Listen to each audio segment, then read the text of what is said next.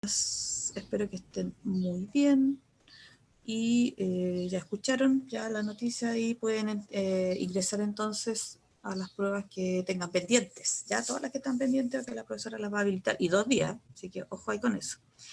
Ya, chiquillos, entonces comenzamos la clase y vamos a primero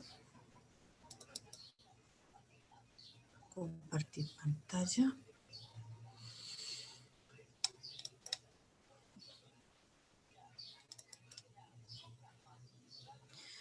Ya, chiquillos, nosotros, de hecho, en la prueba entró con un aprendizaje que tiene que ver con el sistema económico neoliberal que se aplicó durante la dictadura de Augusto Pinochet, y también entró el tema de la recuperación de la democracia, ¿ya?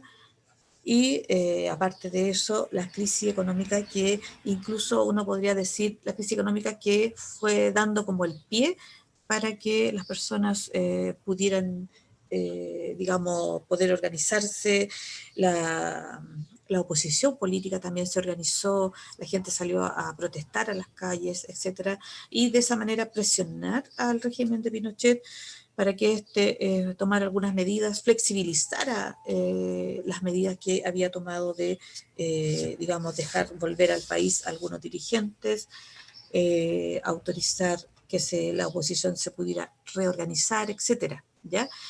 Y todo eso va a llevar a que comience un periodo que se llama transición a la democracia, ¿ya? Y es el que vamos a ver hoy día.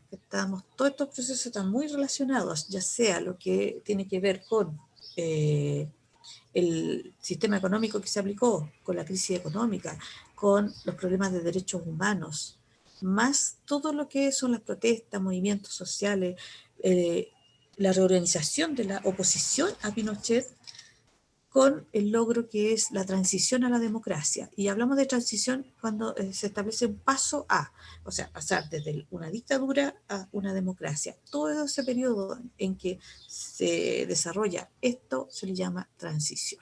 ¿Ya? Entonces el objetivo es explicar los factores que incidieron en el proceso de recuperación de la democracia durante la década de los 80, considerando crisis económica, su resurgimiento de las protestas, rearticulación del mundo político, el rol de la Iglesia, los organismos de defensa de los derechos humanos y la comunidad internacional.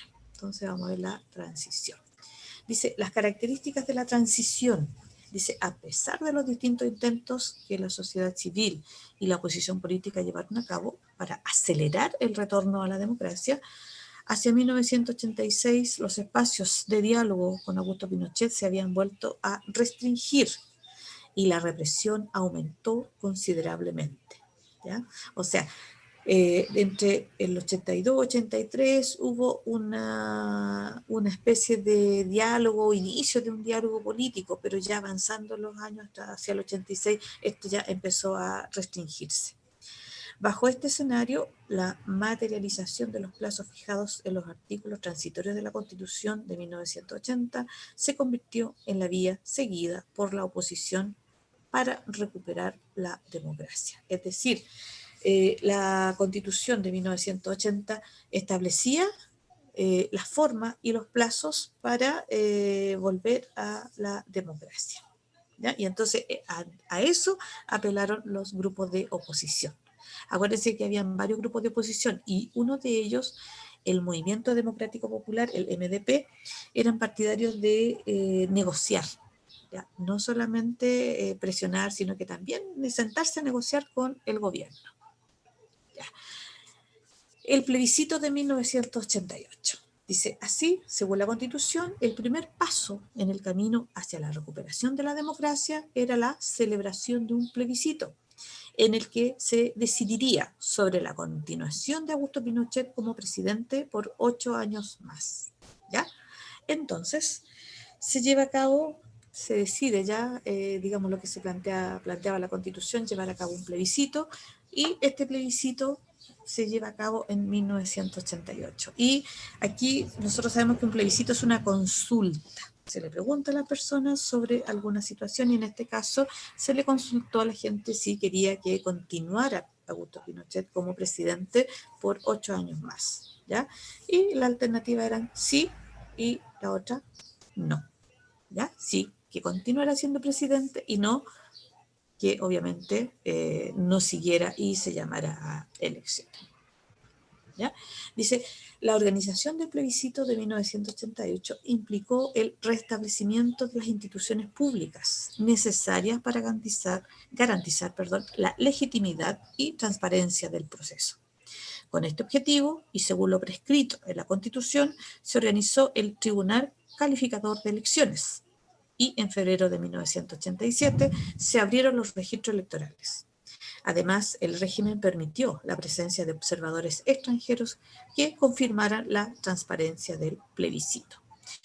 Acuérdense que, ¿por qué se tuvo que hacer todo esto? Porque al asumir la Junta Militar se prohibieron los partidos políticos, el Congreso se disolvió, los registros electorales ya fueron eliminados, por lo tanto, nada de eso existía. Y tuvo que, para hacer este plebiscito, volver a organizarlo. ¿Por qué? Porque una votación no se puede hacer, por lo menos de manera transparente, clara, sin registros electorales. ¿Qué son los registros electorales? Tal como su nombre lo indica, son registros donde están inscritas las personas que están habilitadas para participar en un proceso de plebiscito o en un proceso eleccionario, ¿ya? Entonces, se tuvo que abrir estos registros electorales y además se organizó el tribunal que está a cargo de las elecciones, el Tribunal Calificador de Elecciones, ¿ya? Son los que, a donde llega toda la información de los resultados de las elecciones, en este caso sería del plebiscito, ¿ya? Y se autorizó entonces la presencia de observadores extranjeros para que vieran, observaran y se, digamos, el proceso fuera transparente a nivel, digamos, del mundo, ¿ya? Entonces dice, otro aspecto que hay que ver, la organización de la oposición. En marzo de 1987 se promulgó la Ley de Partidos Políticos, mediante la cual estas colectividades pudieron reconstituirse de manera oficial y volver a operar legalmente. Si bien el plebiscito generó distintas posturas entre los partidos y movimientos de oposición, la mayoría se unió bajo la concertación de partidos por la democracia para representar la opción del no, mientras Pinochet y sus aliados representaron el sí para difundir sus propuestas. Cada opción, o sea, el sí y el no, contó con un espacio televisivo gratuito en cadena nacional, ¿ya? Lo mismo que dije antes, los partidos estaban prohibidos, por lo tanto, se tuvo que promulgar una ley de partidos políticos para que estos pudieran reorganizarse, ¿ya? Y operar de manera oficial y legalmente, y no de manera ilegal, clandestina, como lo estaban haciendo en algunos momentos, ¿ya? Entonces, ¿qué hicieron los partidos? En este caso, los partidos de oposición, la mayoría de ellos se unió bajo una alianza que se llamó Concertación de Partidos por la Democracia, ¿ya? Se unieron para representar la opción no. Entonces tenemos registros electorales, un tribunal calificador de elecciones y también tenemos una nueva ley de partidos políticos. Y la manera de difundir estas en una época en que la televisión era uno de los medios más masivos, ¿ya? Para la información es dar el espacio televisivo gratuito en cadena nacional, ¿ya? Finalmente, el día 5 de octubre de 1988, casi el 90% de los chilenos inscritos para votar acudieron a las urnas y el resultado oficial fue dado a conocer cerca de las 2 de la mañana del día siguiente. El no había triunfado con un 55,9% frente a los 44,01% obtenidos por el sí, ¿ya? Con este acontecimiento, que constituye un hito en nuestra historia reciente, no solo porque puso término a la dictadura, sino también por ser la primera vez en que los chilenos pudieron votar en un proceso con garantías democráticas desde 1973. Comenzaba entonces el proceso de transición, ¿ya? Aquí es bien importante señalar que en esa época las personas se inscribían para votar. ¿Ya? Había que ir a inscribirse para poder votar. ¿Ya? Algo distinto a la actualidad. En la actualidad la inscripción es, ¿cómo se llama? Obligatoria, automática. ¿Ya? Cuando ustedes cumplen los 18 años, están inscritos automáticamente en los registros electorales, están las condiciones para votar. Pero en la actualidad el voto, ya sea en una elección, en este caso en este plebiscito, el voto es voluntario. ¿Ya? Entonces, la inscripción es automática. O sea, ustedes al momento de cumplir 18 están inscritos automáticamente, pero el ir a votar es voluntario. En esa época la inscripción era voluntaria. Uno se iba a inscribir, pero si uno se inscribía, el voto era obligatorio. ¿Ya? O sea, hasta esa época, en el 2012 más o menos, cambió esto del voto obligatorio a voto voluntario. ¿Ya? Entonces, esa es una situación también importante. O sea, mucha gente se inscribió para ir a votar y la mayoría de los inscritos, el 90%, fue a votar en este plebiscito. ¿Ya? Y en un proceso eleccionario que era con registros electorales, con todo lo que tiene que tener un proceso eleccionario, que pudieron participar los chilenos en esa época y que no lo hacían desde 1973, cuando hubo elecciones en marzo del año 73, elecciones parlamentarias. ¿Ya? Por lo tanto, aquí, por eso se habla de que puso fin a la dictadura. La gente dijo no a que Pinochet volviera a gobernar 8 años más y además volvían a votar después de bastante tiempo, desde el año 73, a participar en un proceso, en este caso plebiscitario, porque fue un plebiscito. Ya. Aquí está la opción entonces, ya yo busqué ahí la información de, digamos, la imagen que tenían en este caso, el no y el sí. ¿Ya? Acuérdense, el no, oposición a que Pinochet siguiera gobernando por 8 años más, según lo establecido en la Constitución, y el sí, porque Pinochet continuara estos 8 años más. ¿Ya? Y aquí está entonces lo que significaba y quienes representaban estas opciones. El sí entonces, lo que partieron del gobierno en esa época, más la Unión Democrática Independiente, más Renovación Nacional. Y dice la opción que significaba, dice opciones del plebiscito, su significado. Continúa Pinochet en el poder por 8 años más, pero se elige un Congreso y se aplica plenamente la Constitución de 1980. Y el no. Quienes lo representaban, acuérdense que los partidos se habían reunido en esta alianza que se llama Concertación de Partidos por la Democracia, más el Movimiento Democrático Popular, y el Partido Comunista, que también estaba aparte, no era ni de la concertación ni del otro movimiento, sino que estaba aparte. Entonces, ¿qué significaba la opción no? Se convoca a elecciones libres y se restablece el sistema democrático, bajo la aplicación de la Constitución de 1980. ¿Ya? Entonces aquí tenemos las dos opciones y qué significaban estas dos opciones. Y acá tenemos entonces la urna y los registros electorales, ya donde están las nóminas de las personas habilitadas para votar. ¿Ya? Entonces aquí, ahí está. Y puse acá una portada del diario del Mercurio del jueves 6, porque cayó miércoles el día 5, cuando se hizo el plebiscito, del día jueves 6 y el diario salió, digamos, a circular con no todo el 100% contabilizado, sino que con un 71,73% de las mesas escrutadas, cuando se dice, es decir, significa que ellos tenían o pudieron salir, digamos, a circulación este diario y todos los otros con solamente el 71% de las mesas contabilizadas, ¿ya?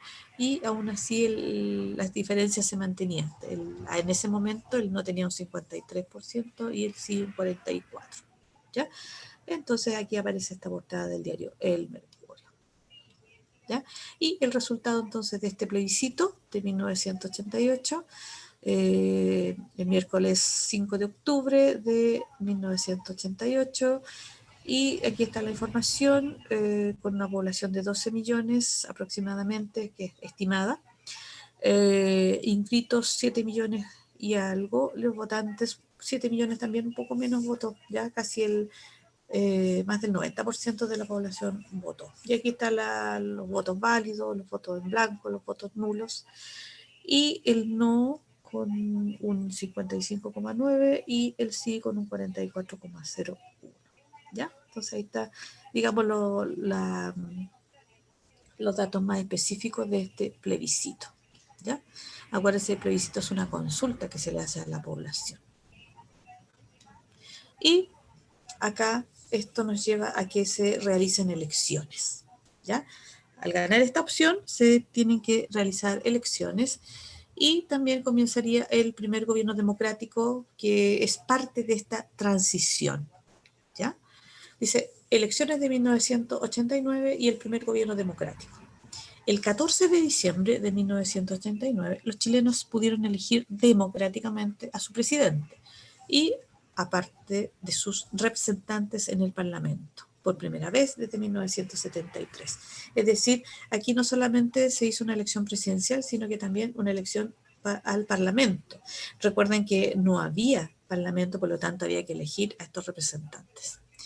Este proceso constituyó otro gran paso en el camino hacia la recuperación de la democracia y estuvo caracterizado por aspectos como los siguientes. Primero, ¿quiénes fueron los candidatos? Los primeros candidatos que se presentaron a estas elecciones presidenciales en 1989. ¿Ya? Entonces dice aquí, en las elecciones de 1989 se postularon 3 candidatos. Por un lado, los partidos de la Concertación optaron por mantener la unión que les permitió triunfar en el plebiscito y eligieron a Patricio Aylwin como su candidato. En la contraparte, los partidos de derecha se unieron en el pacto Democracia y Progreso y nombraron como candidato al ingeniero Hernán Vigi, exministro de Hacienda durante la dictadura y considerado responsable de la reactivación económica tras la crisis de 1982. Y el tercer candidato se presentó Francisco Javier Errázuriz, un empresario apoyado por el partido de centro-derecha llamado Unión de Centro-Centro. ¿Ya? O sea, 3 candidatos. Patricio Aylwin, bajo el apoyo de los partidos por la Concertación, Hernán Vigi apoyando a los partidos de derecha, y también de derecha también estaba el candidato empresario Francisco Javier Errázuriz, ¿ya? Que formó un partido llamado Unión de Centro-Centro. ¿Ya? Finalmente, dice, los resultados dieron como ganador a Patricio Aylwin con un 55,2% de los votos. ¿Ya? Entonces, Aylwin ganó esta elección. Los votos. También se realizaron, como dijimos, elecciones parlamentarias. ¿Ya? Entonces dice, se realizaron en paralelo a la elección presidencial con el objetivo de llenar los 158 cupos parlamentarios, a los que se sumarían 9 senadores designados según lo establecido en la Constitución. En estas elecciones se aplicó por primera vez el sistema binominal, con el que se pretendía lograr la estabilidad al favorecer la representación de las 2 fuerzas políticas mayoritarias, lo que en algunos casos implicó que candidatos con escasa votación llegaran al Congreso, en desmedro o perjudicando a otros más votados, pero que no pertenecían a ninguno de los 2 grupos mayoritarios. ¿Ya? Entonces, tenemos por un lado la elección presidencial, que habían habido 3 candidatos, uno apoyado por los partidos por la Concertación, que es Patricio Aylwin, el otro es Hernán Vigi y el otro era Francisco Javier Errázuriz, apoyados por grupos de derecha, y que finalmente triunfó Patricio Aylwin. Y al mismo tiempo, esa vez fueron elecciones no solamente presidenciales, sino que también parlamentarias para llenar cupos del Congreso Nacional, de senadores y diputados. ¿Ya? Y no solamente, y algo bien importante, la Constitución establecía los llamados senadores designados, o sea, senadores que eran nombrados, no que eran votados, no los elegían por votación, sino que eran nombrados, por eso son designados. Y eran 9 senadores. ¿ya? Porque la Constitución lo establecía de esa forma. Ahora, ¿quiénes eran estos senadores? Normalmente eran excomandantes en jefes de las Fuerzas Armadas, ex rectores de universidades, por ejemplo, también eran nombrados o designados como senadores, ¿ya? Y se aplica el llamado sistema binominal, ¿ya? Que el objetivo para aplicar este sistema llamado binominal era lograr la estabilidad política del país. ¿Por qué? Porque según los que pensaban eso, la estabilidad se iba a lograr manteniendo, digamos, las dos fuerzas políticas más importantes, mayoritarias. Pero este sistema, siempre un bloque arrastraba votación. Si alguien obtenía una altísima votación, arrastraba, para que me entiendan, o llevaba consigo a un candidato que a lo mejor tenía mucho menos votación y que también lograba un puesto en el Parlamento. ¿Ya? Y en otras listas que no pertenecían a ninguno de estos dos grupos mayoritarios, que uno era la Concertación y otro el grupo que apoyaba, digamos, de derecha, si no pertenecían a uno de estos dos grupos, pero tenía más votos, no lograba el cargo. ¿Se fijan? Entonces, esa es una de las críticas que se le hizo mucho al sistema binominal y que fue cambiado, ¿ya? Por un sistema inclusivo, ¿ya? Y que la idea del sistema era eliminar este, digamos, este factor, ¿ya? Ahora, ¿qué pasa con el gobierno de Patricio Aylwin? ¿Ya? El 11 de marzo de 1990, Patricio Aylwin asumió como presidente de la República en una ceremonia celebrada en el nuevo edificio del Congreso Nacional en Valparaíso, ¿ya? Recuerden que el Congreso empezó a funcionar ya después en democracia en Valparaíso. Antes existía o existe todavía el edificio en Santiago, que es utilizado algunas veces por el Parlamento para realizar algunas actividades, pero que la sede oficial del Parlamento en Chile está en Valparaíso, ¿ya? Y ahí cuando los 11 de marzo se realiza la ceremonia de cambio de mando. Durante los siguientes 4 años desarrollaría un estilo político caracterizado por la búsqueda de la gobernabilidad a través de consenso, en un contexto marcado por la continuidad de Augusto Pinochet en una posición de poder, ahora como comandante en jefe del ejército, ¿ya? Este primer gobierno de transición, digamos, el gobierno de transición, va a durar solo 4 años. O sea, Patricio Aylwin va a gobernar desde 1990 hasta 1994, perdón. Y su gobierno se va a caracterizar siempre por lograr acuerdos para poder mantener la gobernabilidad, acuerdos, consensos, sobre todo teniendo siempre presente la figura de Pinochet, porque él dejó de ser presidente, pero siguió siendo comandante en jefe del ejército. Por lo tanto, siempre era una figura que estaba junto al presidente de la República, ¿ya? Ahora, el presidente de la República es quien, digamos, tiene poder por sobre los distintos comandantes en jefe de las Fuerzas Armadas, ¿ya? El poder civil está por sobre, digamos, el poder de las Fuerzas Armadas, en este caso del presidente de la República, ¿ya? Así que, pero Pinochet, por su condición de ex presidente, por las características de su gobierno, era siempre una presencia, digamos, al lado del presidente, ¿ya? Que en cualquier momento podía haber algún obstáculo y de hecho hubo varios problemas por parte de Pinochet y en algunos casos también de su familia, ¿ya? Entonces, aquí están los resultados de la elección presidencial, en este caso, de Patricio Aylwin. Está el porcentaje de votos, 55,1, o sea, mayoría absoluta si nosotros lo consideramos en esta época. Y está después en Nambiji con un 29,4, está la cantidad de votos. Y está finalmente Francisco Javier Errázuriz con un 15,4. ¿Ya? Y ahí están, digamos, las imágenes de los 3 candidatos. Ya. Aquí están, digamos,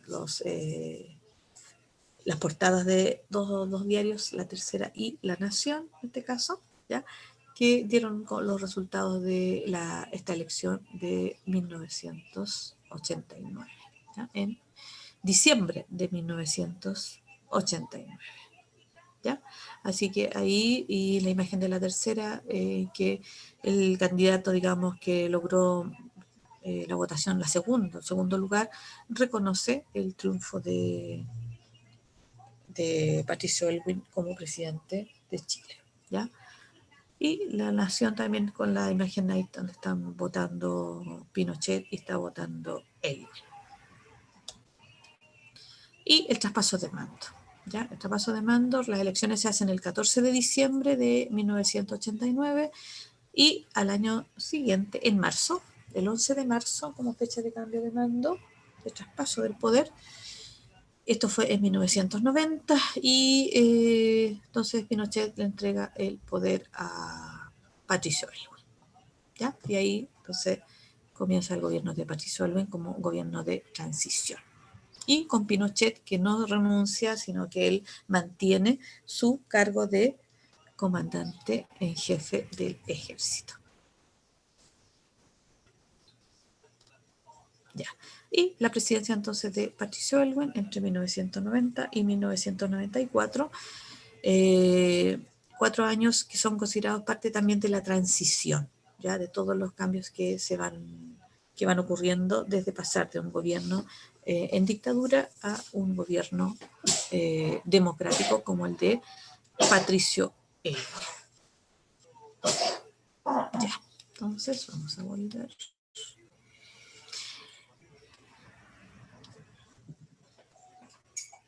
Ya, aquí es bien importante señalar dos hitos, entonces acá destacando lo que es el plebiscito y que todo este proceso sí tuvo costos, la gente que, por ejemplo, sufrió, perdió la vida, fueron víctimas de las protestas que ocurrieron entre los 80, 83 en adelante, más o menos 83, 84, 85, ¿ya? En adelante. Hubo muchas protestas y hubo pérdidas de vida también y gente que sufrió daños. Al margen de eso, que es bien importante, este proceso se caracterizó porque se pudo llevar en relativa calma, ¿ya? Sin desmerecer, digamos, el otro proceso. Se pudo llevar en relativa calma y se pudo continuar con todos estos procesos. Primero, el plebiscito del año 88, ¿ya? Con todo lo que implicó tener que armar en forma, el conteo de votos, hay un conteo oficial, ¿ya? Pero en el caso de los grupos de la concertación armaron un sistema de conteo paralelo de los votos, ¿ya? Para asegurarse que sí se fueran llevando, digamos, el conteo, digamos, respetando este conteo oficial, ¿ya? O sea, sí, había que, ellos iban contando, en todas las mesas tenían representantes que mandaban la información, ¿ya? Iban contando los votos de manera paralela para asegurarse de que esto fuera realizado correctamente, ¿ya? Entonces, todo eso, todo se fue armando de esa manera y la información ya se conocía incluso antes de que se diera de manera oficial, ¿ya? Para el gobierno, con toda la información que se conoce ya después de todo este tiempo, más de 30 años, el gobierno de Pinochet en algún momento, ya según lo que se sabe, pensó no dar esta información. De hecho, la retrasaron harto, porque el resultado se supo oficialmente en la madrugada, ¿ya? Por eso los diarios no pudieron salir con los resultados definitivos. Y en algún momento se pensó no dar la información, pero hubo hechos bien especiales en que, por ejemplo, el comandante en jefe de la Fuerza Aérea, al entrevistársele, hay una imagen, al entrevistársele cuando iban llegando a La Moneda el día de la madrugada, ya entre el 5 y el 6 de octubre, Fernando Matei, él señaló que ya había que reconocer el triunfo del no, lo dijo públicamente, por lo tanto ahí ya hay digamos, una señal de que ya no se podía o no, que se les pasaba por la mente manejar los resultados de este plebiscito, ¿ya? Entonces también hubo, como les digo, en todo el proceso, las manifestaciones, las protestas, todo eso, gente que fue víctima.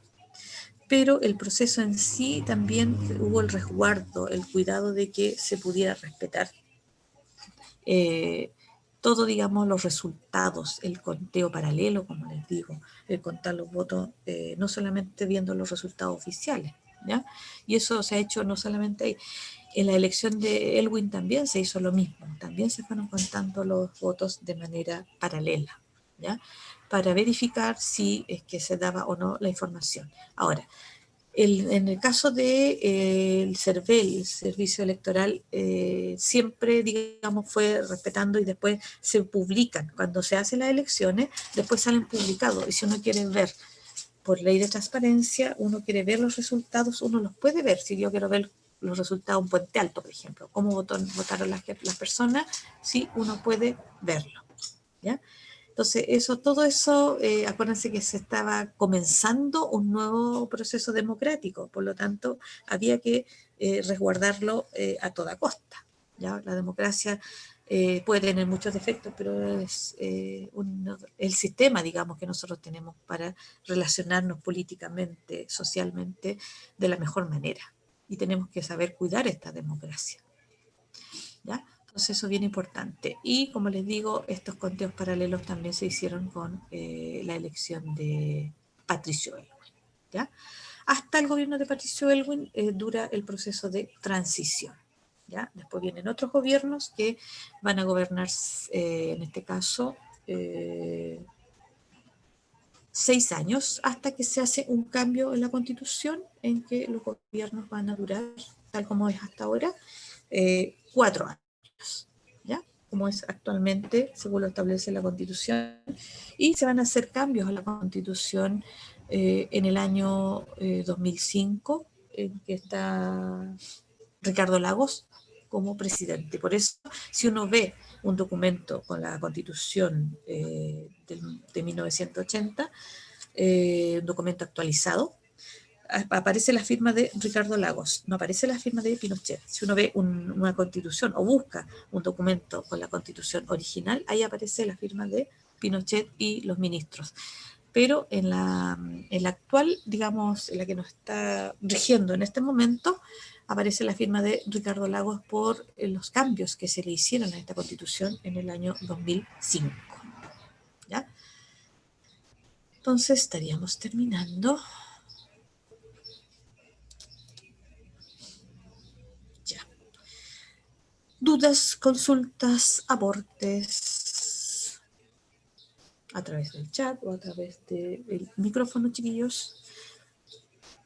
Estaríamos entonces terminando lo que es la parte de sistema económico, recuperación de la democracia y la época de transición en que Chile ya tiene ya el primer gobierno democrático con Patricio Elwin.